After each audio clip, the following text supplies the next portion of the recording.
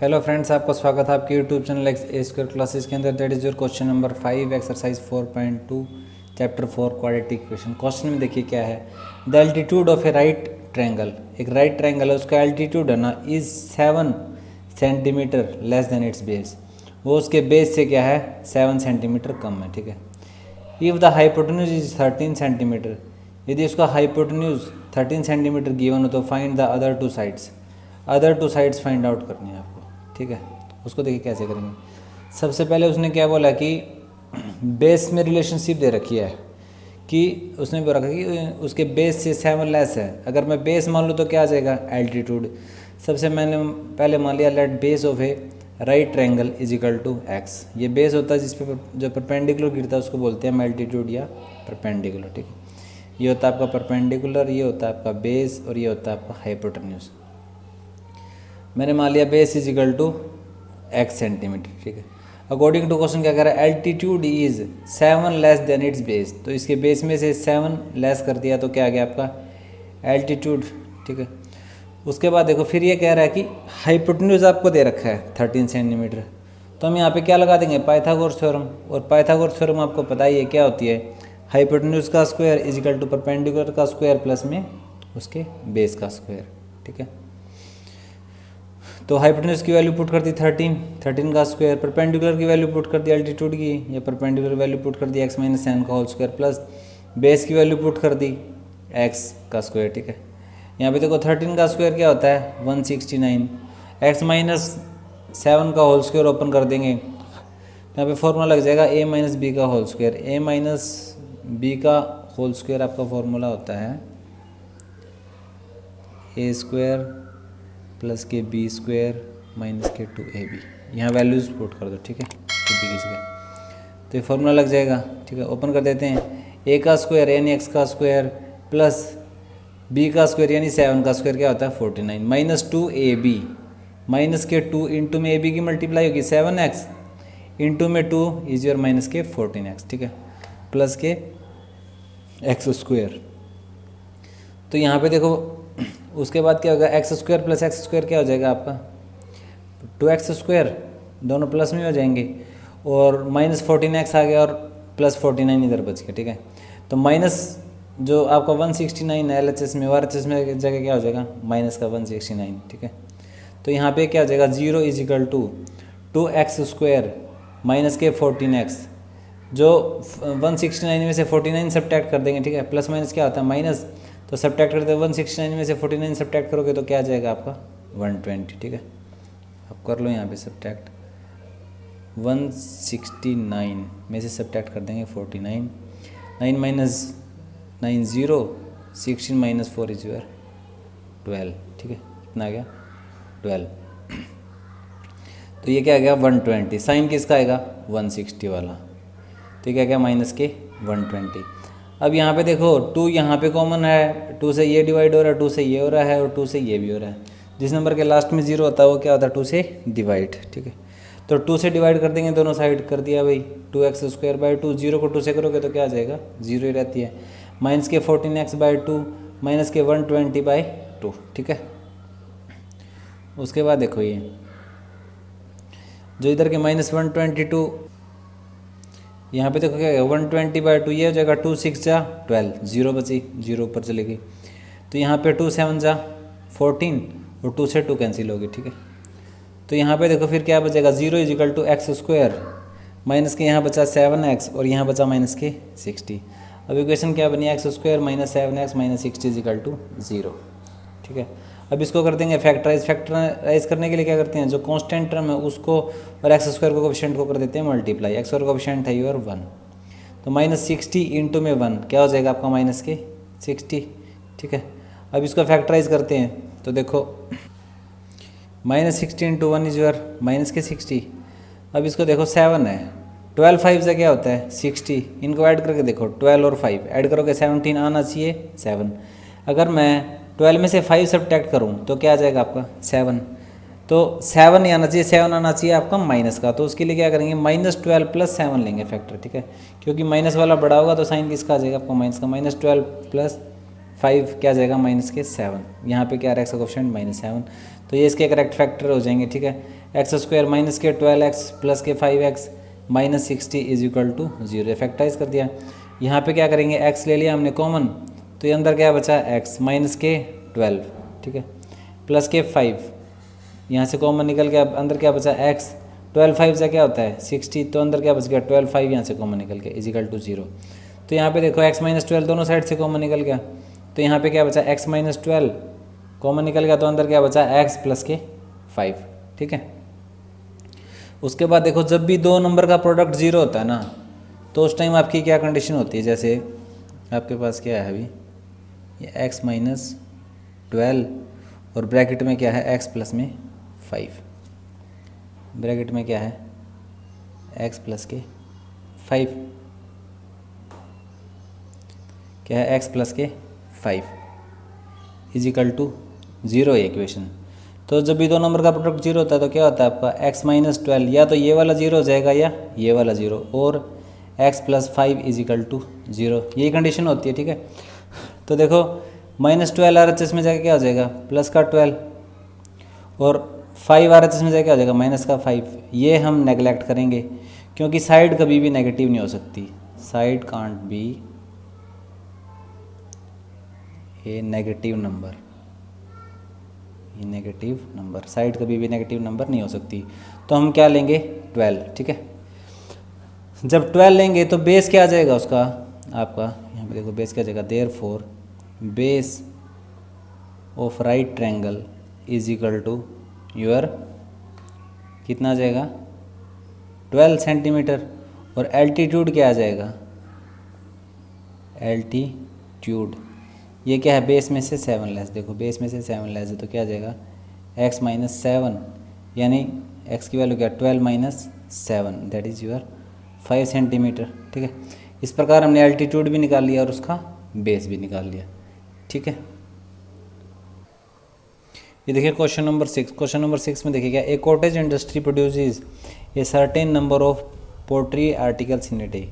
एक cottage industry है वो क्या प्रोड्यूस करती है, कुछ निश्चित आर्टिकल, पोल्ट्री आर्टिकल बनाती है एक दिन के अंदर, कुछ चीज़ बनाती है।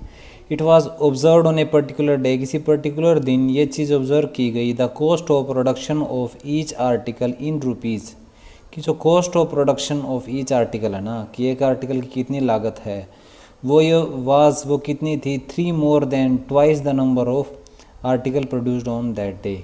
उस दिन जितने आर्टिकल प्रोड्यूस हुए उनके 2 गुने से 3 अधिक ऑब्जर्व की गई। If the total cost of production on that day was ₹90, यदि उस दिन टोटल कॉस्ट ऑफ प्रोडक्शन अगर ₹90 थी, तो find the number of article produced and cost of each article. तो उस दिन कितने आर्टिकल उत्पादित हुए and the cost of each article, और हर आर्टिकल की क्या फाइंड आउट करनी है कॉस्ट, ठीक है। कैसे करेंगे, सबसे पहले क्या फाइंड आउट करना, नंबर ऑफ आर्टिकल प्रोड्यूस। तो मैंने मान लिया कि let the number of article produced is equal to x। अब अकॉर्डिंग टू क्वेश्चन क्या कह रहा है कि the cost of production of each article, वो दे रखी cost of production of each article is क्या है, ये देखो twice the number of article produced. Number of article कितने हैं x produced, twice the number of article produced से 3 मोर देन, ठीक है, उससे 3 अधिक। तो आपके पास क्या आ गई cost of production of each article, ठीक है। जब ईच ऑफ आर्टिकल की जो आपके पास आ गई कॉस्ट ऑफ प्रोडक्शन, तो ये बात था अगर हम मान लो एक पेंसिल आपने पूरे दिन के अंदर एक कंपनी में 2 पेंसिलें बनाई, ठीक है। अगर एक पेंसिल को बनाने में खर्चा अगर 2 रुपये आता है, तो 2 पेंसिलों को बनाने में कितना खर्चा आएगा, 4 रुपीज़ चार्जेज आएंगे ना। तो वही यहाँ पे क्या है, जो टोटल कॉस्ट ऑफ प्रोडक्शन आपकी वो दे रखी है 90 रुपये, तो वह हम ऐसे निकालेंगे वो, ठीक है। तो कैसे निकालेंगे देखो, तो टोटल कॉस्ट ऑफ प्रोडक्शन क्या करेंगे, जितनी पेंसिल एक दिन में 2 पेंसिलें प्रोड्यूस की, तो उसने कितनी पेंसिलें प्रोड्यूस की x, और उनकी कीमत कितनी, खर्चा कितना लगा एक को बनाने में 2 रुपये, इंटू में 2, और यहाँ पे खर्चा कितना है 2x + 3, इसको कर दिया मल्टीप्लाई, x इंटू में 2x + 3 इज इक्वल टू कितनी दे रखी है 90। अब मल्टीप्लाई कर दो, x इंटू में 2x क्या हो जाएगा 2x², और x इंटू में 3x क्या हो जाएगा आपका प्लस के 3x इज इक्वल टू 90। तो यहाँ पे देखो फिर 2x + 3x 90 चला जाएगा आपका, LHS के अंदर हो जाएगा माइनस का 90 इज इक्वल टू 0, ठीक है।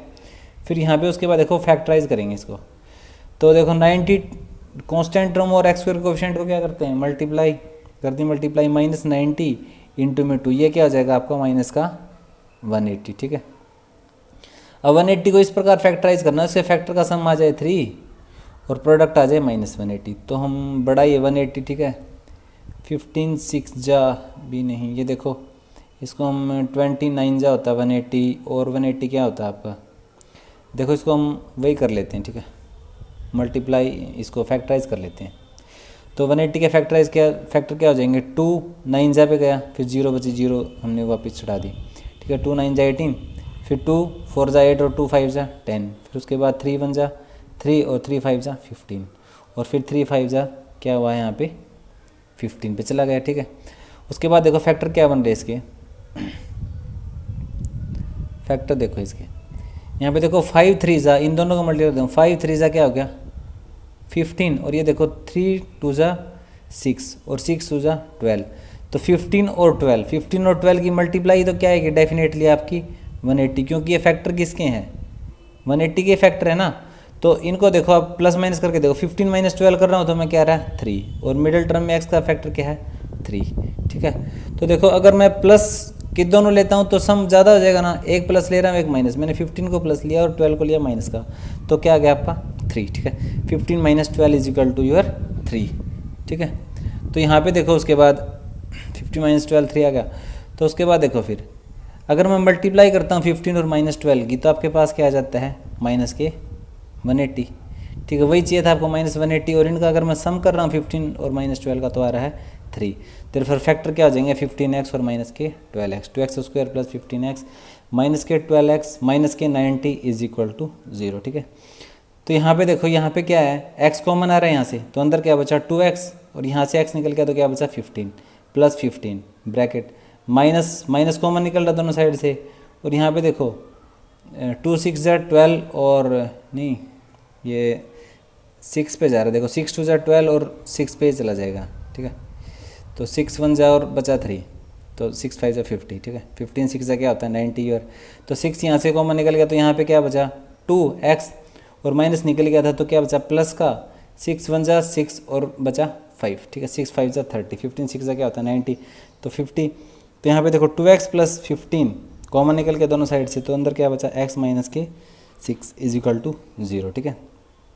तो यहाँ पे देखो जब भी किसी दो नंबर का प्रोडक्ट 0 होता है ना, तो उसमें कंडीशन क्या होती है, या तो ये नंबर 0 होगा आपका, या ये वाला नंबर 0 होगा, ठीक है। तो उस केस में देखो जब ये 0 होगा तो क्या होता है, अगर ये वाला 0 होगा ना तो आपका क्या हो जाएगा, ये आपका 15 चला जाएगा, आपका RHS के अंदर ही हो जाएगा माइनस का 15। यहाँ पे फिर देखो क्या होगा 2x + 15, यहाँ से क्या निकल जाएगा आपका कॉमन, तो निकल गया था अंदर x - 6, तो यहाँ पे 0 कर देते तो 2x + 15 0 हो जाएगा, ये x - 6 = 0 हो जाएगा, ठीक है। तो देखो फिर 2x + 15 = 0, 15 चला गया आपका RHS के अंदर हो गया माइनस का 15, ठीक है। x की मल्टीप्लाई में 2 RHS में जाके हो जाएगा, डिवाइड में हो जाएगा माइनस के 15/2, एक वैल्यू तो आई -15/2, ठीक है। तो देखो कभी भी आर्टिकल की प्रोडक्शन नेगेटिव में नहीं हो सकती, कुछ ना कुछ आर्टिकल प्रोड्यूस होगा, 1 होगा या 2 होगा, देयरफॉर ये वाला क्या करेंगे हम नेगलेक्टेड, ठीक है। इसका रीज़न भी क्या लिख सकते हैं, नॉट पॉसिबल, ये वाला तो हो गया नेगलेक्टेड, ठीक है। उसके बाद देखो यहाँ पे एक वैल्यू क्या आई है x की 6, ठीक है। तो नंबर ऑफ ये वैल्यू हमारी राइट हो जाएगी बिल्कुल, ठीक है। ये वैल्यू राइट हो जाएगी तो क्या आ जाएगी आपकी, जो कॉस्ट ऑफ आर्टिकल प्रोड्यूस्ड है, देयरफॉर क्या हो गया, जो नंबर ऑफ आर्टिकल प्रोड्यूस्ड है ना आपके, therefore number of articles produced कितने हो जाएंगे 6, क्योंकि आपकी x की वैल्यू क्या है यहाँ पे 6, ठीक है ना, x की वैल्यू क्या है 6, तो नंबर ऑफ आर्टिकल प्रोड्यूस कितने हो जाएंगे 6। अब उसने पूछे आपसे the cost of each article, ठीक है, तो cost of production of each article यहाँ से निकाल लेंगे, ठीक है। यहाँ देखो cost of production of each article क्या हो जाएगी, वो उसकी क्या कर देंगे 2x + 3 है ना, तो यहाँ पे क्या कर देंगे 2x + 3 है, x की जगह क्या पुट कर देंगे 6, तो 2 × 6 + 3, तो 6 2 जा 12 + 3 15, तो कॉस्ट ऑफ आर्टिकल कितनी आ जाएगी 15 रुपीज़, ठीक है। ठीक है फ्रेंड्स, अगर ये वीडियो अच्छी लगती है तो इसको ज़्यादा से ज़्यादा शेयर कीजिए, लाइक कीजिए, चैनल को सब्सक्राइब कीजिए। ठीक है, और कमेंट बॉक्स में बताइए आपको वीडियो कैसी लगी। Thanks, okay bye.